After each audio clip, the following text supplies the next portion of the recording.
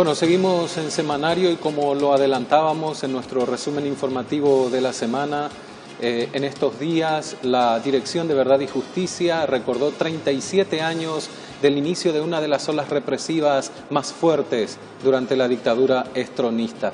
Y nos acompaña en estudio Jorge Canese. Él fue víctima y sobreviviente, podemos decir, Jorge, de esta ola represiva. Buenas noches, gracias por acompañarnos. Buenas tardes, buenas noches.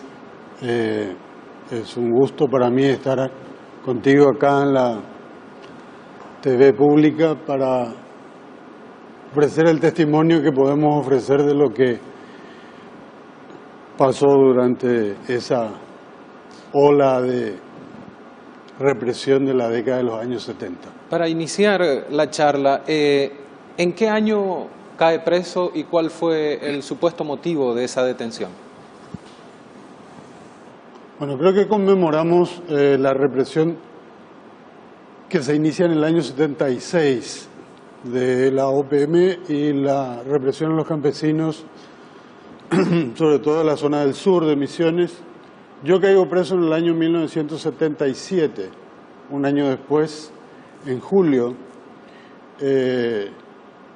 aparentemente en una represión diferente, porque nosotros no estábamos ya en ese entonces por la lucha armada en contra del tirano Stroessner, sino que era un movimiento independiente que pretendía la lucha estudiantil, básicamente estudiantil. Teníamos una revista que era Criterio y otras revistas estudiantiles, y caemos en julio, un año después más o menos del inicio de la ola esta que se conmemora hoy, julio del 77. Nos llevan, bueno, alguna anécdota, ¿verdad? Que es lo que más queda. A mí me vienen a buscar a las 10 de la noche. Las represiones eran bastante brutales en la época del tirano Stroessner. A las 10 de la noche vienen a golpear la puerta de mi casa, es decir que no la patearon, no la echaron, golpearon la puerta de mi casa, pero eran más de las 10 de la noche. Yo tenía hijos chicos, irrumpen y desde luego que en esa época no había que preguntar absolutamente nada. Venimos en nombre del jefe y así como estaba, en pijama, en calzoncillos, sin zapatos, era invierno, así arrasaron con mi biblioteca, le empujaron a todo el mundo. Hubieron casos más drásticos. Yo tuve en ese momento relativamente no tanta mala suerte. Y ahí nos llevan a investigaciones, que es el local que está frente al municipal. Y bueno, ahí pasaron muchas cosas. Ahí empezó el baile. ¿La tortura física y psicológica también? Sí, la psicológica casi diríamos que estábamos acostumbrados a ser perseguidos, a ser controlados, a tener un piragüe en la puerta, la correspondencia abierta, el teléfono con ruido. Pero la tortura física sí la conocí ahí. Pileta, golpes. Fue una redada, la redada del 77, que era del movimiento independiente, también fue una redada bastante numerosa. O sea, cayó mucha gente.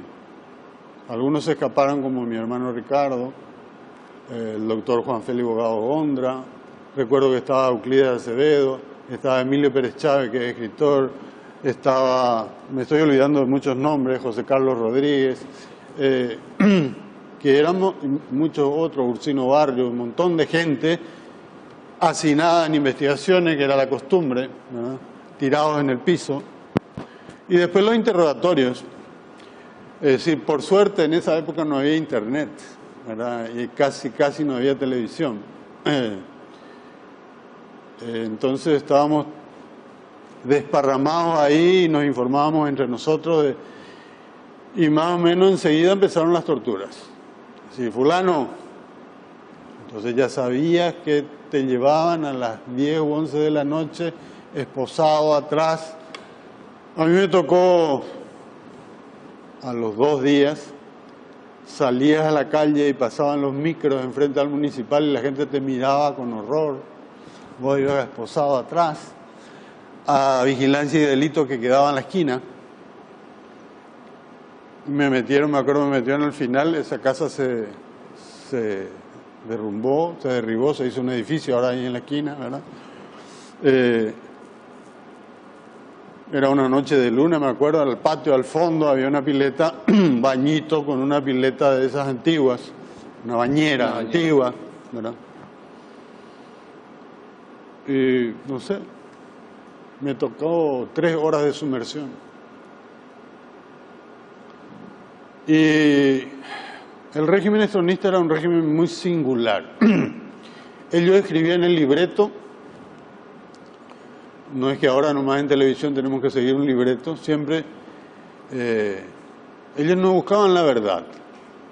La represión estaba dirigida, había que ejercer un determinado tipo de efecto. Entonces nosotros teníamos que ser comunistas o teníamos que ser guerrilleros y había que corroborar en la tortura lo que había dicho lo que ya estaba escrito en realidad. Lo que estaba escrito y lo que había dicho antes alguien.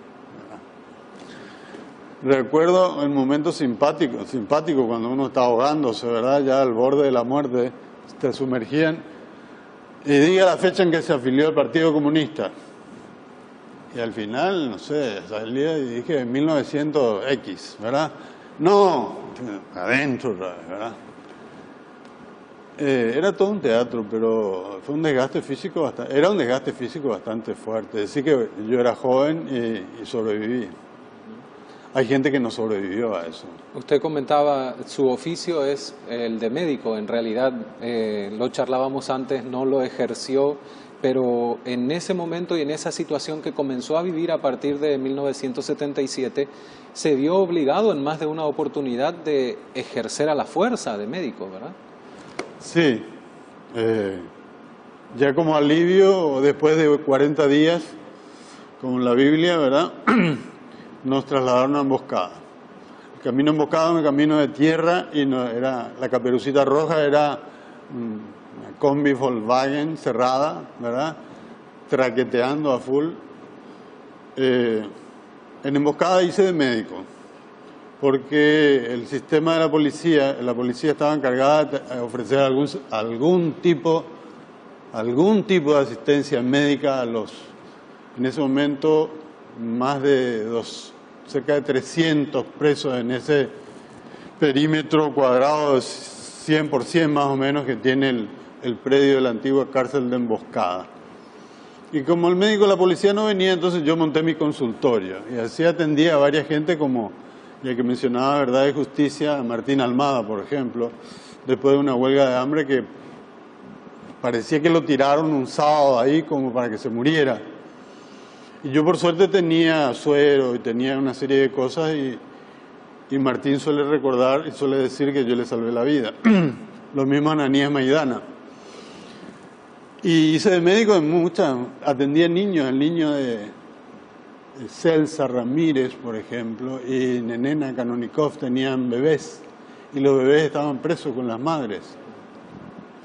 Cosa que estaba fuera de toda ortodoxia aún en esa época en las normas carcelarias, ¿verdad? O sea, la cárcel de Emboscada estaba llena de campesinos porque había ocurrido básicamente la represión, eran muchos campesinos de las ligas agrarias del sur y estudiantes del periodo del 76 y nuestro grupo también. Había muchos comunistas, había muchos mopocos del Partido Colorado.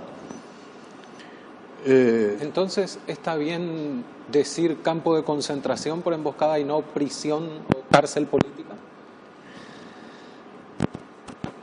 Si es por el trato, no habría que decir campo de concentración.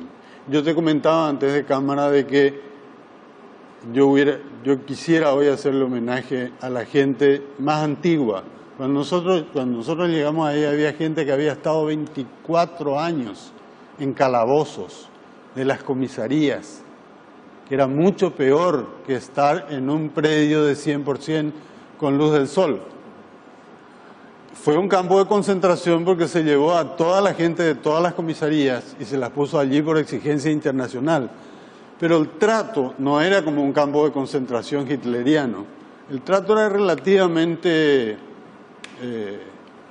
laxo, tipo Paraguay.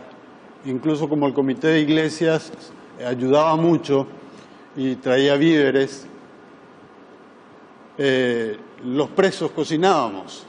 Hacíamos el desayuno, hacíamos el almuerzo y era una comida mucho más agradable y mucho más, un proceso más entretenido, digamos. No había, por épocas se cerraban las puertas de las celdas a la noche y si no, a veces que había una cierta buena onda del comandante de la prisión, las celdas quedaban abiertas incluso a la noche.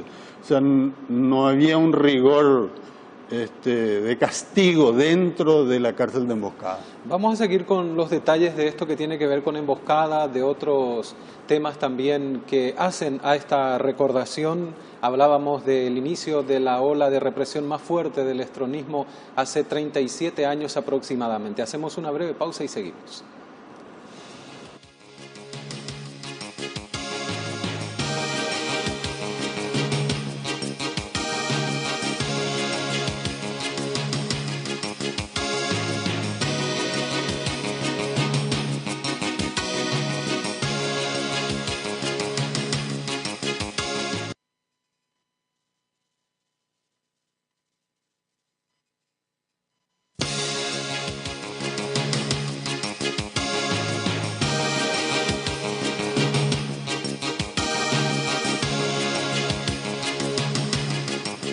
Seguimos en Semanario conversando con Jorge Canese, víctima y sobreviviente de la ola de represión más fuerte de la dictadura estronista, casi a finales de los años 70. Jorge, estabas comentando sobre el modo de vida en Emboscada. Tenían prohibido, decías también, hablar con determinadas personas ahí adentro. Sí, te decía que no era un régimen de campo de concentración nazi, pero probablemente tenía un sistema parecido a un gulag stalinista. Habían prohibiciones. Como yo había instalado mi consultorio, tenía la facilidad de que la gente fingiendo enfermedad viniera a hablar conmigo. Estaba prohibido hablar con los comunistas, estaba prohibido hablar con la gente de la celda 12, que era la celda de castigo, en donde eran líderes varios. Estaban los más antiguos, como Ananías Maidana, como Antolín Cardoso, estaban gente como Roberto Paredes, Fernando Robles. Eran los revoltosos. Entonces con eso estaba prohibido. Mora, Silva, los apellidos que recuerdo y me estoy olvidando de muchos. Mujeres, había mujeres. La esposa de Silva, una gran mujer. Estaba prohibido hablar con todos ellos. Pero como yo tenía el consultorio y además siempre fui rebelde, yo recibía, no solo a ellos, los recibía a los policías, los recibía a los militares también y hablaba con ellos. Y alguien me denunció, alguien insistió en la denuncia, había un señor que usaba sotana y que era apellido Mayans, Paí Mayans, que decía misa los domingos y controlaba quién comulgaba y quién no comulgaba. Preguntaba el clima de terror, o sea que no había malos tratos físicos en Emboscada, pero el clima era de mucha tensión. Desde luego que al único que lo castigaron fue a mí, porque yo transgredí todas las normas de hablar lo que me dio la gana con todo el mundo. Y diciendo, mintiéndome, el 23 de diciembre que iba a salir en libertad, me trasladaron a la comisaría tercera y me metieron bajo 3 candados y 3 rejas con Almílcar Santucho, que era el abogado de la guerrilla argentina que estaba preso solo hacía más de 1 año y medio en esa celda. Sin comunicación había comentado. Sin comunicación, el tipo no tenía parientes en Paraguay, no tenía nada, había zafado a la muerte, así como yo, por 1 milímetro, y estaba podrido, aburrido, solísimo, ahí en la tercera. Nos pasamos la Navidad y todo el tiempo después jugando ajedrez y charlando, ¿verdad? Obviamente, era un señor mayor. Es decir, el clima, yo era feliz y no me daba cuenta, ¿verdad? El clima en Asunción, no habían ladroncitos, no habían peajeros, no había motochorros, pero la tensión era brutal. Yo te contaba recién que en Emboscada no me fue a visitar nadie, Mi papá y mi mamá iban con mucho temor, y mi esposa y mis hijos chicos. Pero a mis hermanos, en la tortura quisieron que yo implicara a mis hermanos, y eran menores de edad, eran chiquilines. Tal vez por eso después la gente tuvo cierto cariño, respeto conmigo, porque no dije más de la cuenta nada en la tortura. No decir nada es muy difícil, pero salvar a alguna gente cuesta mucho. Y las torturas eran brutales. Y en este país las organizaciones políticas, que es lo que yo digo en ese video que te decía que está en YouTube, el país es muy pequeño y las organizaciones políticas son muy pequeñas, y en el momento en que una persona es apretada al máximo, al borde de la muerte, es muy difícil pedirle que no diga nada, ¿verdad? O recriminarle después. O recriminarle después de que ha delatado a fulano y fulano, y así ha muerto mucha gente, ¿verdad? La verdad, te pido disculpas de que un poco me exalte, me emocione un poco, no es frecuente, no suelo recordar este tipo de cosas. Tampoco tengo miedo de recordar, ¿verdad? Pero en nuestro país no se ha instalado una cultura que tome en serio lo que pasó durante el estornismo. O sea, hoy en día parece que el estornismo fue algo así, más o menos. Yo quería por eso recordar a la gente que estuvo 25 años y más preso en comisaría, y eso era un estigma para toda la población. Vos tenías un tío tuyo, tenías un pariente o tenías un compañero tuyo que estaba preso. Me acuerdo de este muchacho que hace teatro, un amigo mío, me olvido ya de muchos nombres, que estuvo por error 13 años, lo acusaron de comunista. O sea, y ese tipo de arbitrariedades Stroessner las esgrimía con orgullo, porque lo usaba como un sistema disuasivo, como para que la gente tuviera suficiente miedo para no hacer nada. Y al contrario, para nosotros, en esa época, en el movimiento independiente estudiantil, funcionaba como un estímulo. Cosa que hoy en día, yo que sigo siendo docente universitario, además de poeta, los chicos de hoy no tienen aparentemente ese estímulo de rigor como para motivarse y tratar de crear un mejor ambiente cultural en este país, al menos, ¿verdad? Este país sigue siendo un país muy pobre intelectualmente. Entonces después vemos campañas políticas como las que vemos ahora, en donde no hay proyectos, y son todos insultos, y son cosas que...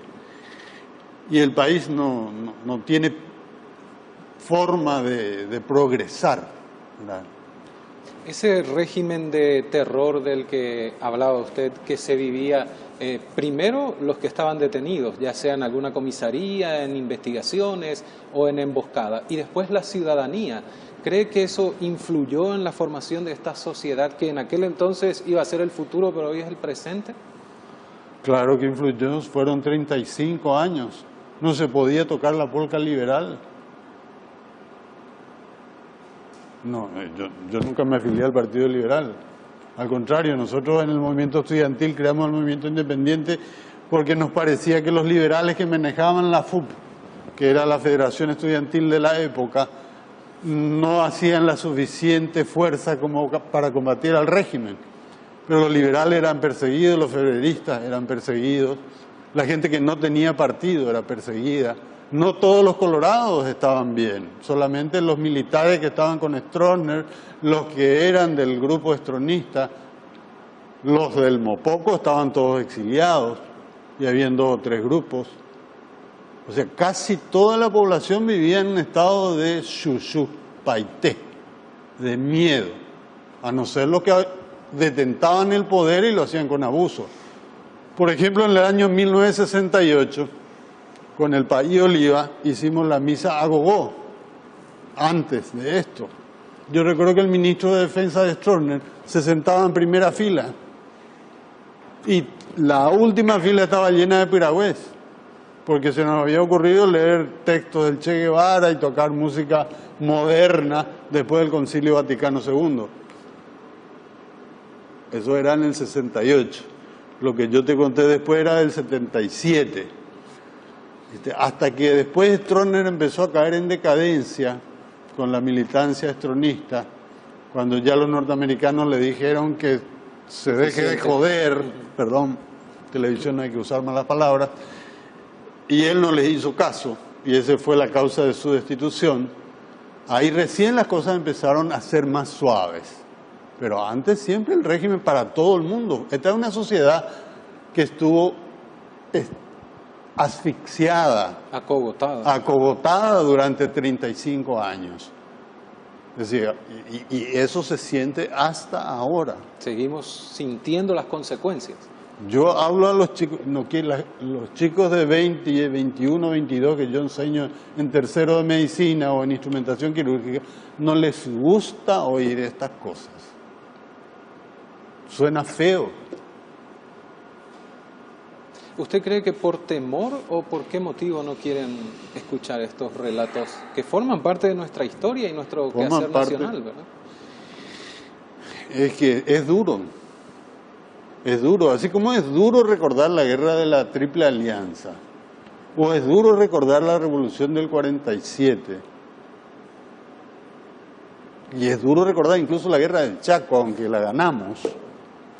Estos episodios después del 47 fueron también muy duros, ¿verdad? O sea, el golpe realmente, por más que haya sido el consuegro de Stroessner el que dio el golpe, yo recuerdo ese día del golpe, fue el alivio, la catarsis más grande que tuve en mi vida.